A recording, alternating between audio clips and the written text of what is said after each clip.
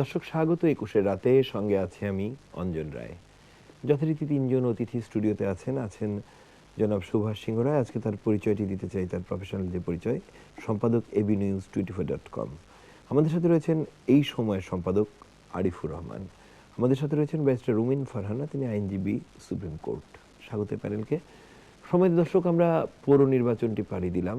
সামনে রয়েছে ইউনিয়ন পরিষদের প্রায় ৪,৫০০ নির্বাচন, দলীয় নির্বাচনে পৌর নির্বাচন আমরা পাড়ি দিয়েছি এবং আমরা এই নির্বাচনটি নিয়ে যে আলোচনা ছিল তা করেছি এবং এই আলাপ আলোচনা বোধহয় শেষ করার সময়টি আসেনি, বা পাতা গুটানোর আগে আরও কিছু কথা বলার জায়গা রয়েছে, আরও কিছু প্রশ্ন রয়েছে যে প্রশ্নগুলো উত্তর খোঁজা যায়।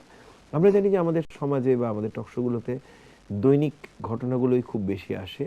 দৈনিক ঘটনার বাইরেও কিছু ঘটনা নিয়ে থাকে যেগুলো নিয়ে বারবার বিশ্লেষণের জায়গা থাকে, কারণ এবারেই কিন্তু প্রথম বাংলাদেশের স্থানীয় সরকার নির্বাচনে আমরা নির্বাচনী প্রতীক দেখেছি এবং নির্বাচনী প্রতীকটি সফলভাবে ব্যবহৃত হয়েছে, এটি আমরা নিঃসন্দেহে বলতে পারি। এবং একই সাথে এই ৪,৫০০ যে ইউপি ইলেকশন হবে, সেখানেও আমরা নির্বাচন দলীয় প্রতীকে দেখব এমনটি প্রত্যাশা করছি।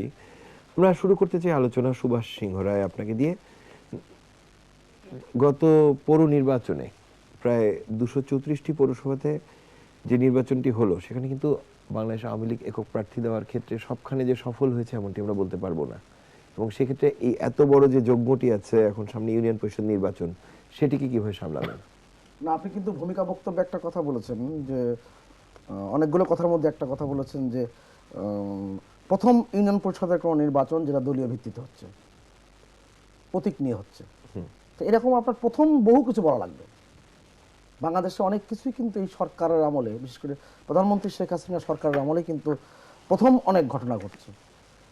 অনেকে অনেক কিছু কল্পনা করেনি কখনো, যেগুলো কিন্তু প্রথম প্রথম এই সরকারের আমলে হয়েছে। এবং ৫৪ যুক্তফ্রন্ট নির্বাচনের সময় যখন প্রথম আওয়ামী লীগ দায়িত্বে আসে, এ মাত্র অল্পদিন ক্ষমতা ছিল, কিন্তু এর মধ্যে কিন্তু প্রথম তারা এই যে সরাসরি ভোটের মাধ্যমে কিন্তু এই যে ইউনিয়ন পরিষদ বলেন, পৌরসভা বলেন, নির্বাচনের ব্যবস্থা করেছিল। তার আগে কিন্তু সেই পদ্ধতি ছিল না। আপনি যে প্রশ্নটি করেছেন পরবর্তীতে যে আওয়ামী লীগের ২৩৪টির মধ্যে সকল ক্ষেত্রে একক প্রার্থী দিতে পারেনি, একক প্রার্থী সব জায়গায় দিয়েছে, কিন্তু বিদ্রোহী প্রার্থী ছিল, একটা জায়গায় বিদ্রোহী প্রার্থী ছিল। সেটাই ছিল। আমি নিশ্চয়ই আপনি আমার কথাটি বুঝতে ভুল করেননি, আপনার জানতে আমি জানি। বিদ্রোহী যে প্রার্থী যেটা বলা হয়, এই বিদ্রোহী প্রার্থীর সংস্কৃতি থেকে আমরা কোনো রাজনৈতিক দলে কিন্তু বেরোতে পারিনি।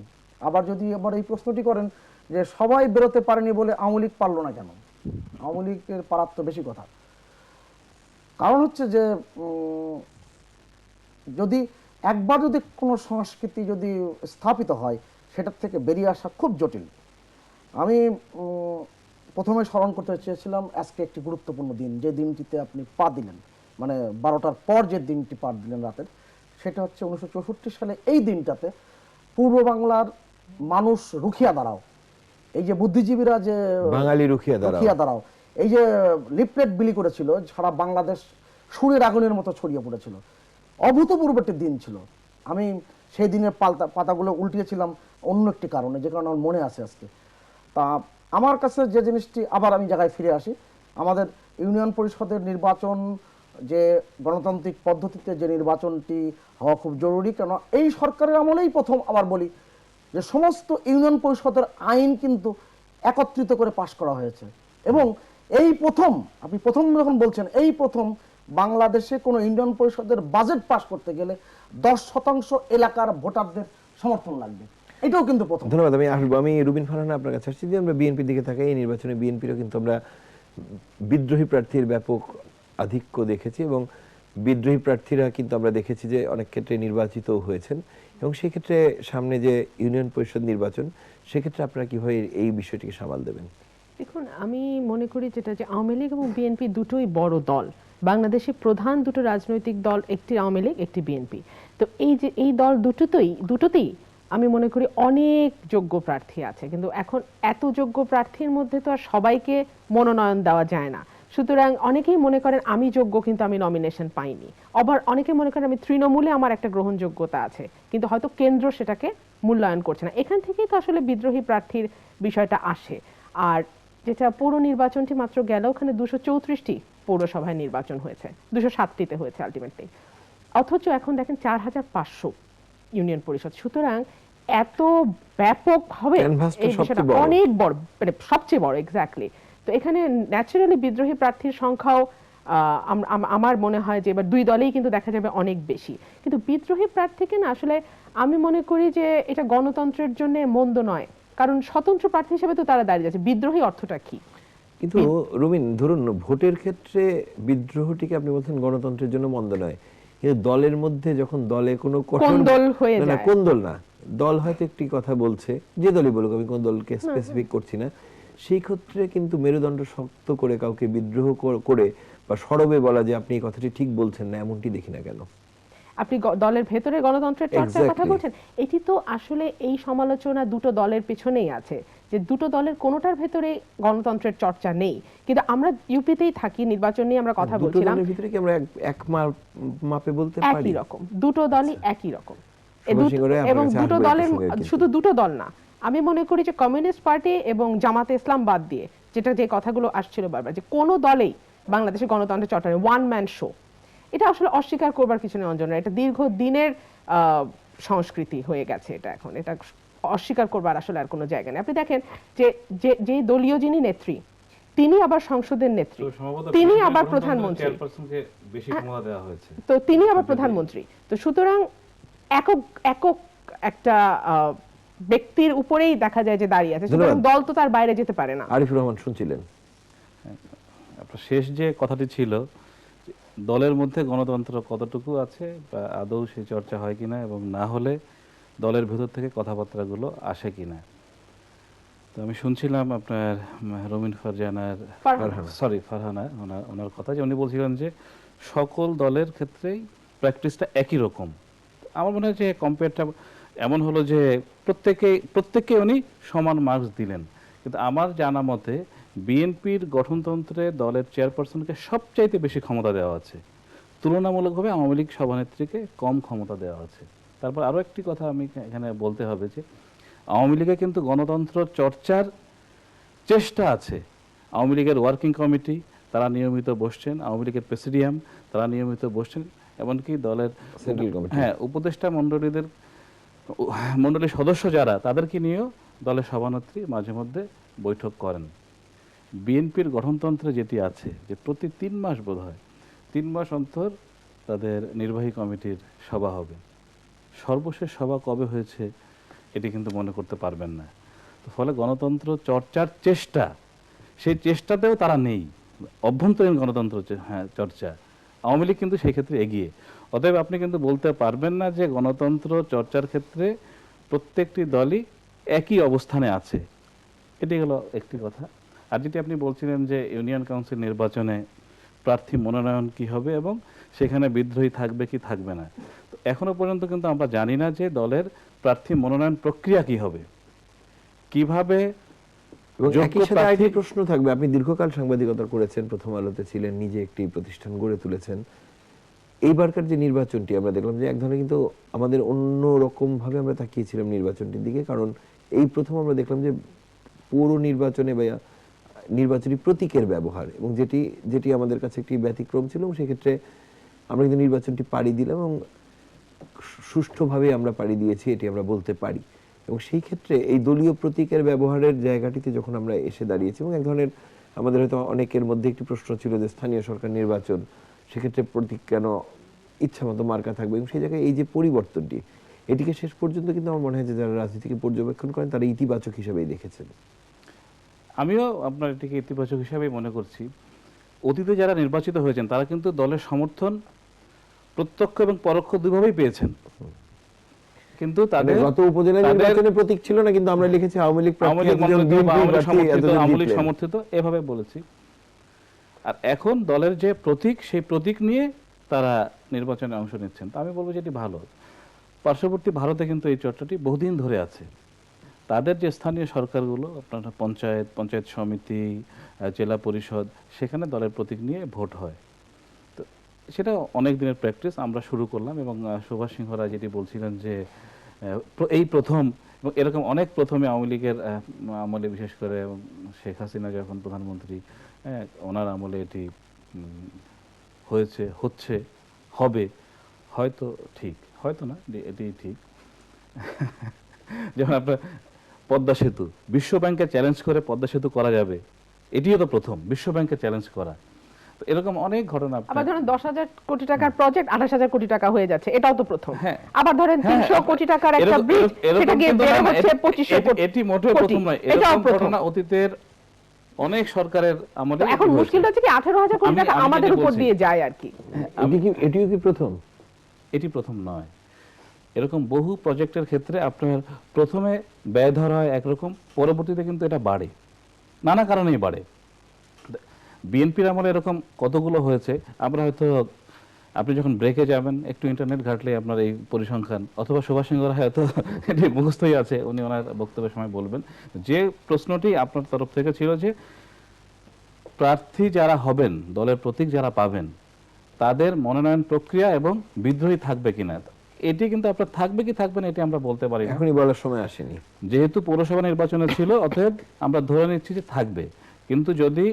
কিন্তু প্রতীক মাঠ পর্যায়ে যারা যোগ্য এবং জনপ্রিয় তাদেরকেই দল প্রার্থী হিসাবে বেছে নেয়, তাহলে যদি বিদ্রোহী থাকেও তাহলে কিন্তু তারা হালে পানি পাবে। ধন্যবাদ। আমি সুভাষ সিংহ রায় আপনার কাছে যাচ্ছি, এবং আরেকটি বিষয় বোধহয় আমরা বিদ্রোহী প্রার্থী নিয়ে যতখানি টক শোতে আলোচনা শুনেছি, বাস্তবতার মাঠে তার দৃশ্যটি উল্টো। কারণ যখন নির্বাচনী ব্যালট পেপারে নৌকা থাকে, ধানের শীষ থাকে, লাঙ্গল থাকে, তখন দল যারা করেন তাদের পক্ষে কিন্তু ওই প্রতীকের বাইরে গিয়ে সিল মারাটিও বড্ড কঠিন, নয় কি? সেটা তো আছেই, বাংলাদেশের এই সেন্টিমেন্টটা রয়েই গেছে, এবং এই সেন্টিমেন্ট প্রতীক ভিত্তিক এক ধরনের পজিটিভ জায়গাও রয়েছে। হ্যাঁ, এক ধরনের ভালোবাসা রয়েছে, এক ধরনের যে আমি আমার প্রতীক রেখে আরেক প্রতীকে ভোট দেব না।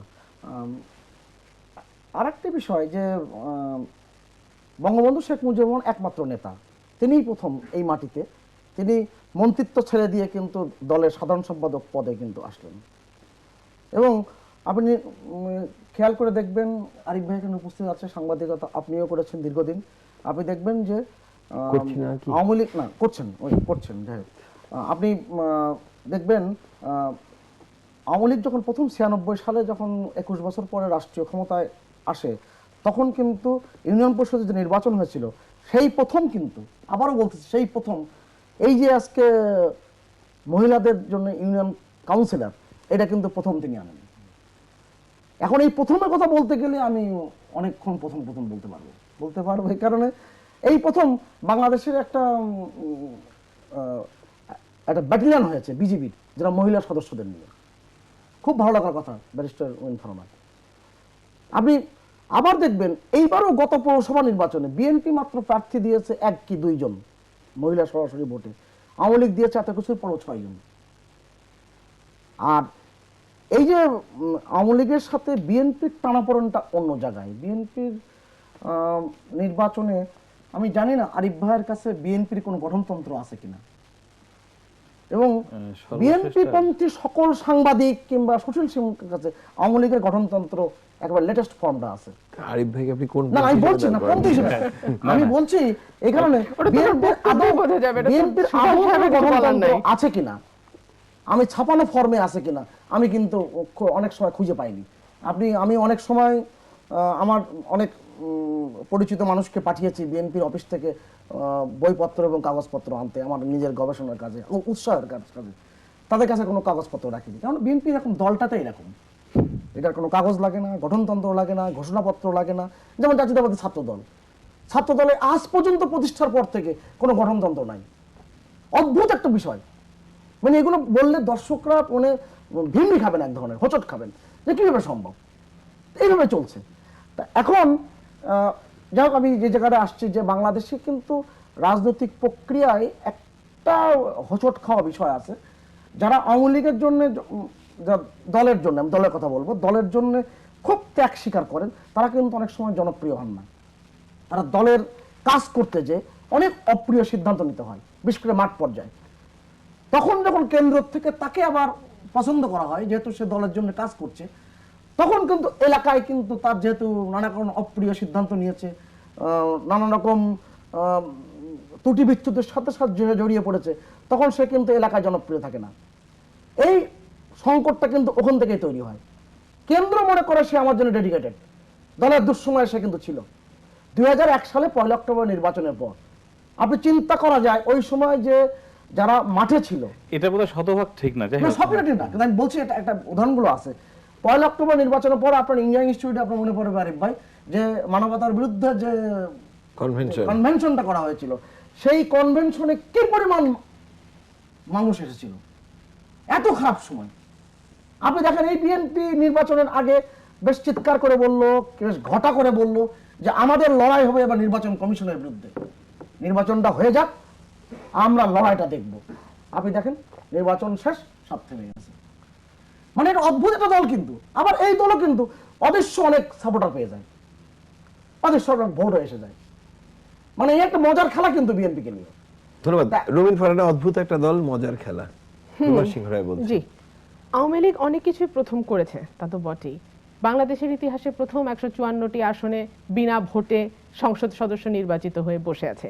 বাংলাদেশে এই প্রথম 147টি আসনে 5%-এর বেশি ভোট কাস্ট হয়নি, অথচ নির্বাচন কমিশন বলেছে 40%-এর ভোট। আমি শেষ করি, 5%-এর বেশি ভোট কাস্ট হয়নি, বলা হয়েছে 40%। এই বাংলাদেশে প্রথম সংবিধান পরিবর্তন না করে গণতন্ত্রের মুখোমুখি দাঁড় করানো হয়েছে উন্নয়নকে। বলা হয়েছে আগে উন্নয়ন পরে গণতন্ত্র।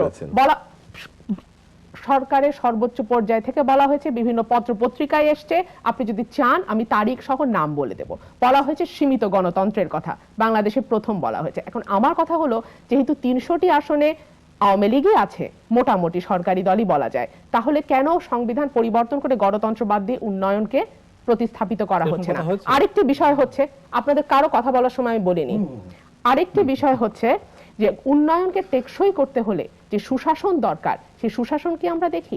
গতকালকের পত্রিকায় আপনারা দেখেন যে বাংলাদেশ ব্যাংকের যে কর্মকর্তা রাব্বি, তাকে কিভাবে পুলিশ থামিয়ে ইয়াবা দেব বলে তাকে মারধর করেছে, এবং আজকে আবার পত্রিকায় এসছে যে তাকে নাকি হাসপাতালে গিয়ে থ্রেটও দেওয়া হয়েছে।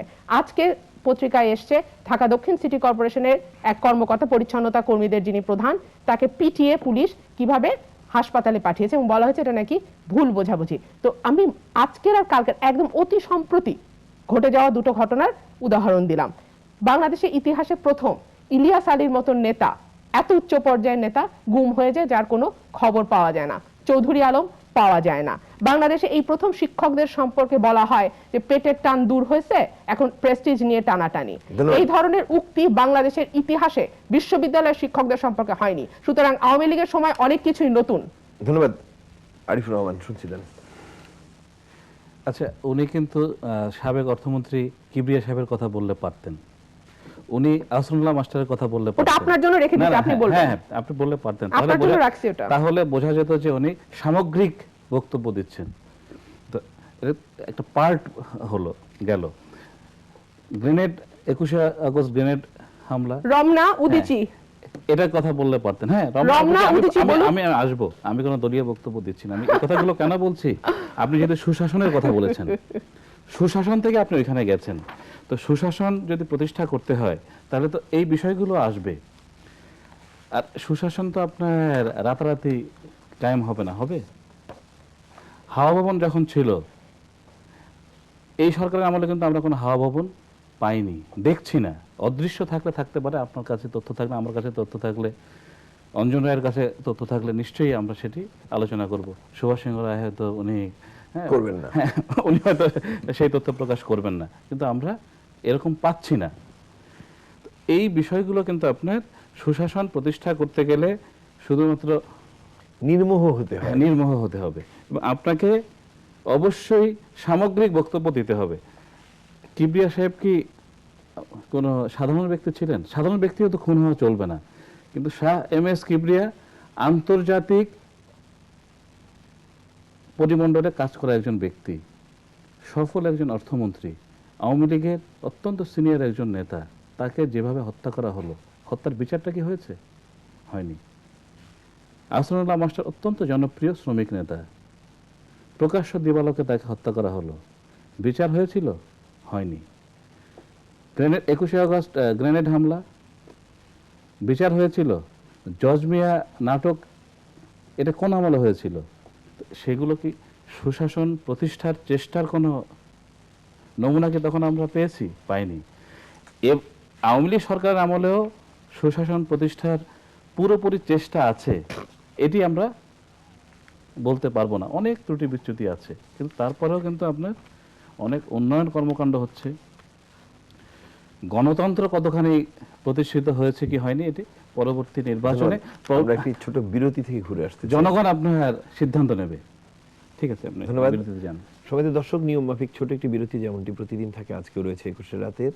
প্রত্যাশা আমাদের সাথে 21 টেলিভিশনের সাথে 21 রাতের সাথেই থাকবেন।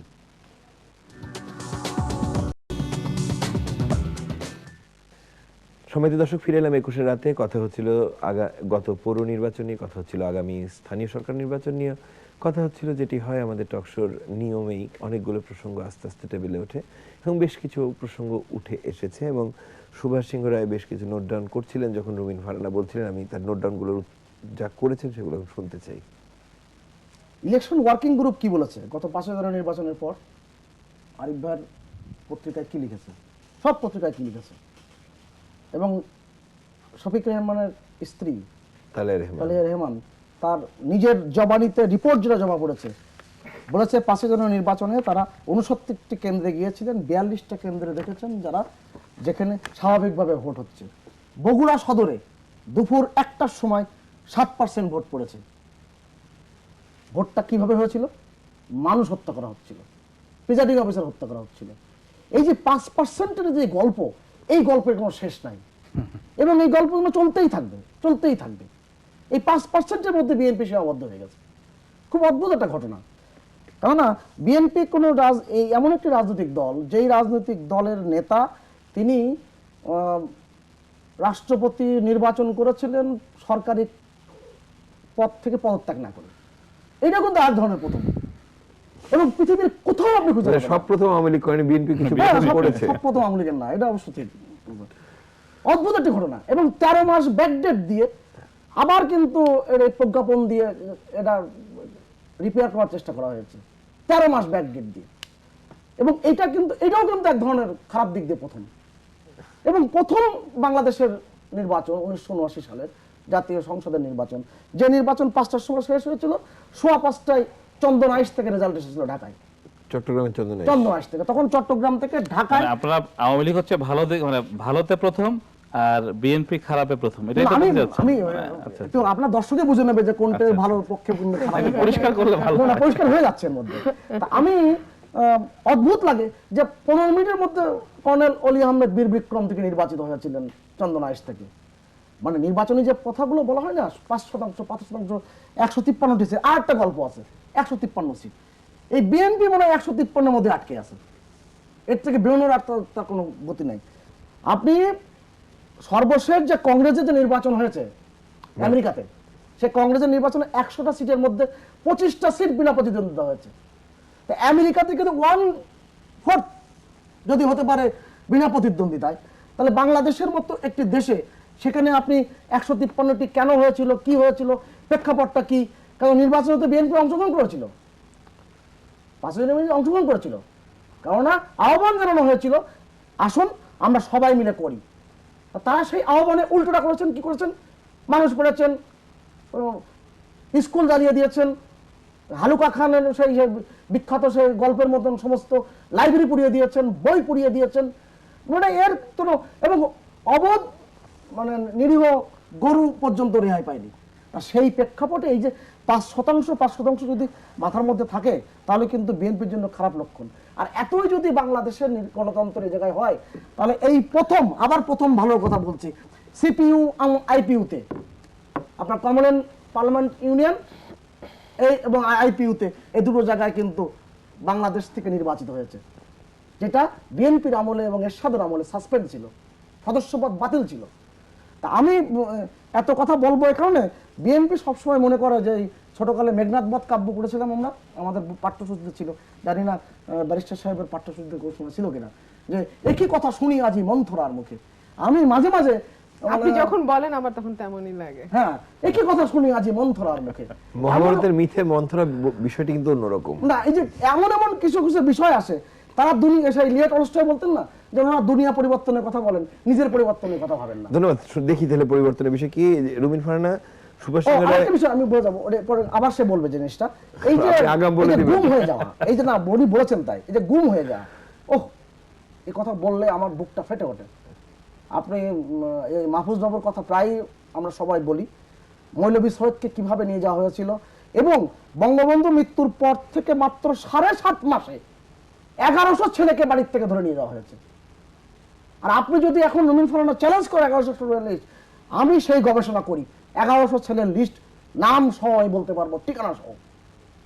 রুমিন ফারহানা, যেটি সুভাষ দা 1100 তরুণের একটি তালিকার কথা 7.5 বলেছেন, মাসে। 7.5 মাসে। অন্যদিকে 100টি আসনের মধ্যে কংগ্রেসের 25টি সিটে বিনা প্রতিদ্বন্দ্বিতায় নির্বাচন হয়েছে, সেটি সামনে এনেছেন, এবং ওই একই সাথে সরকার মানে দায়িত্বে থেকে নির্বাচনের বিষয়টিও সামনে এনেছেন। আমি বলছি, দেখুন অনেক ব্যাপারই তো প্রথম নিয়ে আলাপ হচ্ছিল। তো আওয়ামী লীগ সেই প্রথম দল যার নেতা পার্লামেন্টে ঢুকেছিলেন প্রাইম মিনিস্টার হয়ে, বেরিয়ে এসেছিলেন রাষ্ট্রপতি হয়ে। আওয়ামী লীগ সেই প্রথম দল যে সব দল নিষিদ্ধ করে বাকশাল গঠন করেছিল। আওয়ামী লীগ সেই দল যে সংবাদপত্রের স্বাধীনতা নিশ্চিত করবার জন্য মাত্র 4টি সংবাদপত্র রেখেছিল। আমি সুশাসনের কথা বলছিলাম অঞ্জন রায় ব্রেকের আগে, আমি সুশাসন নিয়ে বলতে চাই। আপনি যদি পুলিশ সদর দপ্তরের এবং মানবাধিকার কমিশনের রিপোর্ট দেখেন, তাহলে দেখবেন 2015 সালের প্রথম 7 মাসে, অর্থাৎ জানুয়ারি থেকে জুলাই পর্যন্ত হত্যাকাণ্ড ঘটেছে 3063টি, শিশু হত্যা হয়েছে 191টি, এর মধ্যে ধর্ষণ হয়েছে, এই সংখ্যাও আছে, বিচার বহির্ভূত হত্যা আছে, ধর্ষণের পর হত্যা আছে। আমি শুধু বলতে চাই বেওয়ারিশ লাশ পাওয়া গেছে এই 1 বছরে 6478টি। এক্সট্রা জুডিশিয়াল কিলিং, এই সরকারের সময় যে পরিমাণ এক্সট্রা জুডিশিয়াল কিলিং হয়েছে 1 বছরে, আমি জানি না আর কোন সরকারে বাংলাদেশে 44 বছরের ইতিহাসে হয়েছে কিনা। আইন ও সালিশ কেন্দ্রের রিপোর্ট অনুযায়ী 2015 সালে এক্সট্রা জুডিশিয়াল কিলিং হয়েছে 192টি, এবং এর মধ্যে ক্রস ফায়ারে মারা গেছে 146 জন।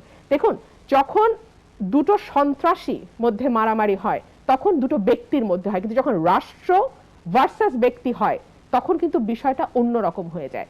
রাষ্ট্রে যে আইন শৃঙ্খলা রক্ষাকারী বাহিনী থাকে তাদেরকে আমরা ধরে নেই যে আমাদের নিরাপত্তা নিশ্চিত করবার দায়িত্ব তাদের কাছে আমাদের নিরাপদ বোধ করবার কথা, এবং আমরা যদি কখনো বিপদে পড়ি তাদের কাছে আমাদের নিরাপত্তা চাইবার জন্য তাদের কাছে যাওয়ার কথা। কিন্তু যখন রাষ্ট্রের আইন শৃঙ্খলা রক্ষাকারী বাহিনী, যারা আমাদের রক্ষক হওয়ার কথা, তারা যখন পাল্টা দাঁড়িয়ে যান সিটিজেনের বিরুদ্ধে, হুএভার বি দ্যাট সিটিজেন, তখন একটা রাষ্ট্রের পুরো নিরাপত্তা ব্যবস্থা নিয়ে প্রশ্ন চলে আসে। আমার একটি প্রশ্ন আছে, আমি একটি এক্সট্রা জুডিশিয়াল কিলিং এর পক্ষে নয়, কিন্তু যে প্র্যাকটিসটি আমরা দেখেছি, আপনি ধরুন এই প্র্যাকটিসটি কি হঠাৎ করে বন্ধ সম্ভব? ধরুন 70 বছর বয়সের মোফাক্কর হোসেন চৌধুরী বামপন্থী রাজনীতি করতেন, তাকে তার ঘর থেকে তুলে নিয়ে যাওয়া হলো, কুষ্টিয়া অথবা যশোরের গ্রামের মধ্যে অস্ত্র উদ্ধারে লাশ পাওয়া গেল।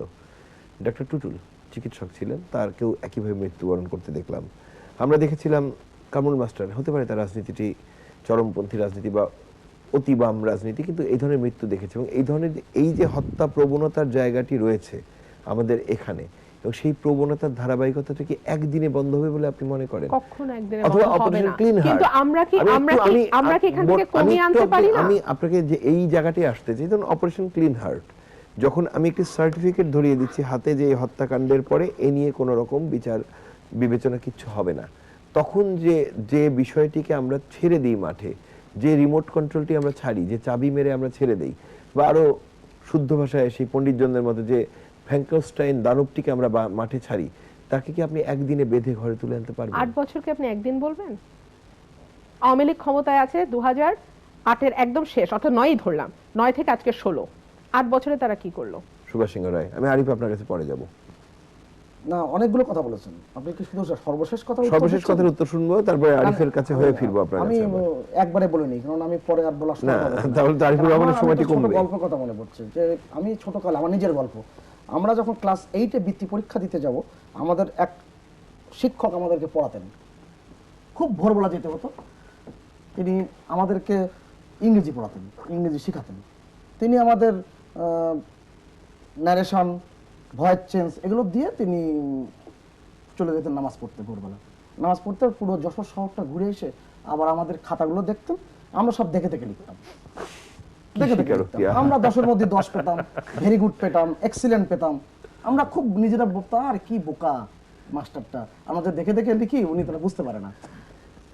4 মাস যাওয়ার পরে উনি করলেন কি, যখনই আমরা যেতাম, উনি যখন এই পরীক্ষা ইয়েগুলো দিতেন, উনি বইগুলো সব নিয়ে নিতেন, আমাদের ব্যাগগুলো নিয়ে নিতেন।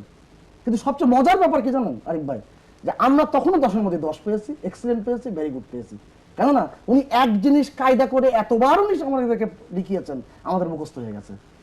তা রুমিনাপার টক শো তো খুব ভক্ত আমি, দেখতে দেখতে উনি 192 জনের এই সমস্ত লিস্ট বলতে বলতে আমার এত মুখস্থ হয়ে গেছে যে আমি এখন আর বলা লাগে না। আচ্ছা, ধন্যবাদ। মুখস্থ আমার। ধন্যবাদ। আমি যেই কথাটি এই জায়গায় বলি আপনাকে, এই যে বাকশাল বাকশাল বাকশাল কথা বিএনপির কোন নেতার মুখ দিয়ে শোভা পায় না।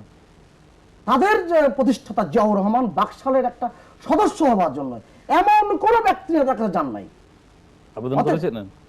আবেদন তো বটে, এমন কোন ব্যক্তির তার কাছে যান নাই। কারণ সিদ্ধান্ত হয়েছিল যে 3 বাহিনীর প্রধানরা শুধু থাকবে, একমাত্র ডেপুটি চিফ জিয়াউর রহমান কিন্তু তদবির করে হয়েছেন। যাক, এই প্রসঙ্গটা অনেক বড় বড় বই বেরিয়েছে, অনেক বড় বড় ব্যাখ্যাও আছে। আর পত্রিকা বাতিলের কথা, এই যে পত্রিকা বাতিলের, অঞ্জনদা আপনি একটু নিশ্চয় জানেন, তাও একটু উল্লেখ করি, যদিও এটা পুরস্চর্বিত চর্বনাম হয়ে যাবে সংস্কৃত ভাষায় বলে। আপনি দেখেন এই পত্রিকা বাতিলের, পত্রিকা নিয়ে কি করা হবে এটা জন্য একটা কমিটি হয়েছিল। সেই কমিটির চেয়ারম্যান ছিলেন গিয়াস কামাল চৌধুরী, আর সেক্রেটারি ছিলেন এনায়েতুল্লাহ খান। তাদের সুপারিশেই এই 4টি পত্রিকা রেখে বাদবাকি সমস্ত পত্রিকার নানান রকম বিন্যাস করা। ধন্যবাদ। আমরা এবং সেই এনায়েতুল্লাহ খান এবং গিয়াস কামাল চৌধুরী পরবর্তী তাদের অবস্থান কি হয়েছিল এবং তারা কি বলেছিল এই ব্যাখ্যা নাই। পন্থী বলতে পারেন যে কে কোন পন্থী? না, এই যে সবকিছু যে বঙ্গবন্ধু এবং আওয়ামী লীগের উপর চাপিয়ে দেওয়া, বঙ্গবন্ধুর মাত্র 1314 দিন ক্ষমতায় ছিলেন।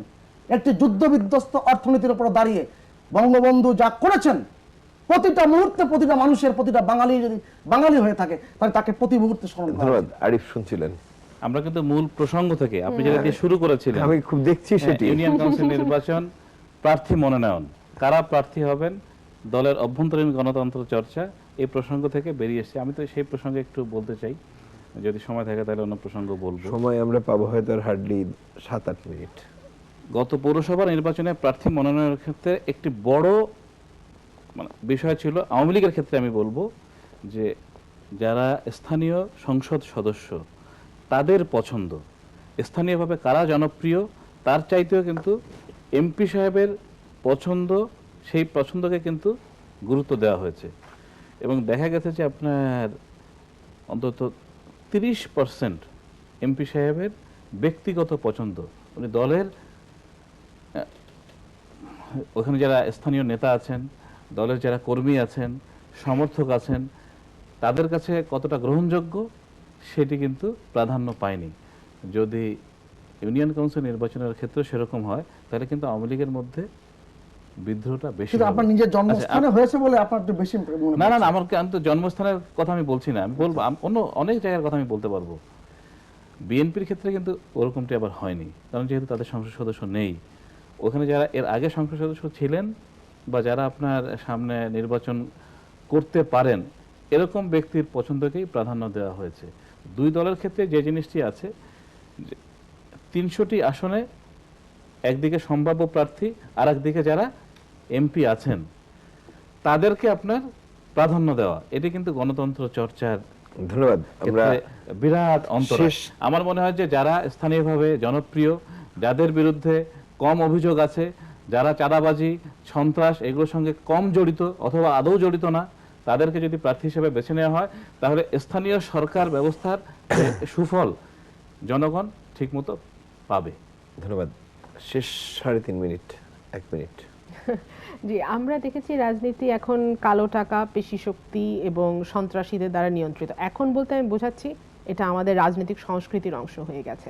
তো আশা করব যে নতুন যে নির্বাচনটি হবে সেখানে তৃণমূল পর্যায় থেকেই তারা প্রার্থী নির্বাচন করবে এবং তৃণমূল যাকে যোগ্য প্রার্থী বলে মনে করবে কেন্দ্রও তাকে সেভাবেই মেনে নেবে। আর বিদ্রোহী প্রার্থীর ব্যাপারে আমি কিন্তু আমার সেই আগের অবস্থানেই আছি।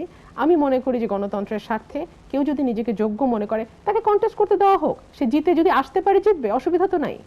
তাকে আটকে রাখা তো ঠিক না। আর তাছাড়া আমাদের বিধিতেও আছে, নির্বাচন বিধিতেও আছে, কাউকে ভয় ভীতি বা প্রলোভন দেখিয়ে নির্বাচন থেকে দূরে রাখাটা মানে প্রতিটি সে পাবে না, প্রতিটি পাবে না, সে তার মতো দাঁড়িয়ে যাবে। দল তার বিরুদ্ধে শাস্তির ব্যবস্থা নিতেই পারে না, এটা পারে না অঞ্জনা। এখানে এটাই হচ্ছে কথাটা, যে আপনি কাউকে ভয় ভীতি বা প্রলোভন দেখে তাকে নির্বাচন করতে বাধা দিতে পারেন। কখনো যে আপনি একই আসলে 2-3 নির্বাচন করবেন, কিন্তু উনি তো সেই প্রতীকটি নিচ্ছেন না, উনি তো তার নিজের স্বতন্ত্র ভাবে দাঁড়াচ্ছেন। শেষ বক্তব্য। দলের গঠনতন্ত্র যদি অ্যালাউ না করে তাহলে কিন্তু আপনার বিদ্রোহী প্রার্থী হিসেবে নির্বাচন করার সুযোগ নেই। কারণ আপনি যখন মনোনয়ন চান তখন কিন্তু আপনি এটিও বলেন যে আমি যদি দলের মনোনয়ন পাই নির্বাচনে অংশ নেব, না হলে নেব না, এবং যদি নেই তাহলে আমার প্রার্থী আমার যে দলের সদস্য পদ সেটি থাকবে না। কিন্তু এখন আপনার এরকম একটি জগা খিচুড়ি আপনার ব্যবস্থা চলছে, বিদ্রোহী প্রার্থী যখন জিতে যান দল কিন্তু তখন তাকে বরণ করে নেয়। বিজন করে না আর হ্যাঁ, কি। আপনি হাজী সেলিম দেখেন, হাজী সেলিম কিন্তু ঢাকা মহানগর আওয়ামী লীগের যুগ্ম সাধারণ সম্পাদক, অত্যন্ত অ্যাক্টিভ নেতা, উনি কিন্তু স্বতন্ত্র জিতে এসছে। সংসদ ধন্যবাদ। সদস্য। সুভাষ সিংহ রায়, শেষ করবো আপনাকে দিয়ে। প্রশ্নটি কি? শেষে প্রশ্ন রাখতে চাই না। আচ্ছা, তা আমি যে আলাপ হচ্ছে সেই আলাপের প্রসঙ্গে আমি বলি, আওয়ামী লীগ হচ্ছে একদম মাটি থেকে উঠে আসা একটি দল, এবং এই দলের তৃণমূল যে শব্দটি, এটা আওয়ামী লীগের থেকে এসেছে। তৃণমূল শব্দটাই আওয়ামী লীগের থেকে এসেছে, এবং এই তৃণমূল পর্যায়ে রাজনীতি যারা করেন তাদের কাছে একটা খুব ভালো বার্তা এখানে, যে বাংলাদেশে আবার যে বলি এই প্রথম যে উপজেলা পরিষদ আইন কখনো বাংলাদেশে এইভাবে সমন্বিতভাবে ছিল না। আরেকবার নিশ্চয়ই আপনি আমার সাক্ষী দেবেন, বাংলাদেশে এক একটি পৌরসভা আইন এক এক রকম ছিল, বিশেষ করে সিটি কর্পোরেশনের ক্ষেত্রে কুমিল্লা সিটি কর্পোরেশন এক আইনে, আপনার চট্টগ্রাম সিটি কর্পোরেশন এক আইনে। এই যে সমন্বিত আইন প্রণয়ন করা, এটা এই সরকারের একটা বড় কাজ। ধন্যবাদ। আর ইউনিয়ন পরিষদের কথা প্রথমে আমি বলেছিলাম, ইউনিয়ন পরিষদের থেকে উঠে আসা অনেক নেতা আওয়ামী লীগের প্রেসিডেন্টের সদস্য পর্যন্ত হয়েছেন, এবং তারা বাংলাদেশকে আলোকিত করেছেন এমন অনেক নেতার নাম কিন্তু আমি বলতে পারবো।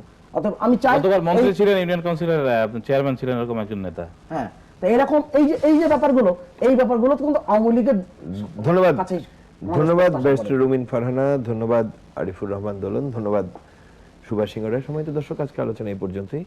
নির্বাচন গণতন্ত্রের একটি অন্যতম প্রধান স্তম্ভ, এবং নির্বাচনের ক্ষেত্রে বাংলাদেশের মানুষ কিন্তু নির্বাচনমুখী। যেমন হয়তো আমরা যারা ঢাকা শহরে আছি, আমরা টের পাইনি কদিন আগে সারা বাংলাদেশে এই ভরা শীতে কতখানি উত্তাপ গেছে পৌর নির্বাচনকে কেন্দ্র করে। সামনে ইউনিয়ন পরিষদ নির্বাচন, এবং এখন থেকে কিন্তু যারা নির্বাচন করবেন তারা তাদের প্রস্তুতি নিচ্ছেন, এবং আমাদের যে প্রধান রাজনৈতিক প্রধান দলগুলি তারাও কিন্তু তাদের প্রস্তুতি নিচ্ছেন। আমরা বড়জোর গ্রন্থিকের মতো বসে সেই প্রস্তুতি নিয়ে কথা বলতে পারি, কিন্তু সিদ্ধান্তটি দল নেবে। এবং বাংলাদেশের মানুষ রাজনীতিপ্রিয় মানুষ, এবং তারা কিন্তু রাজনীতি যারা করেন তাদেরকে শ্রদ্ধা করে, এবং রাজনৈতিক প্রতীককেই প্রাধান্য দেন ভোটের বিষয়ে, সেটি আমরা নিশ্চিত। কাল আবারও দেখা হবে। শুভরাত, ভালো থাকবেন সবাই।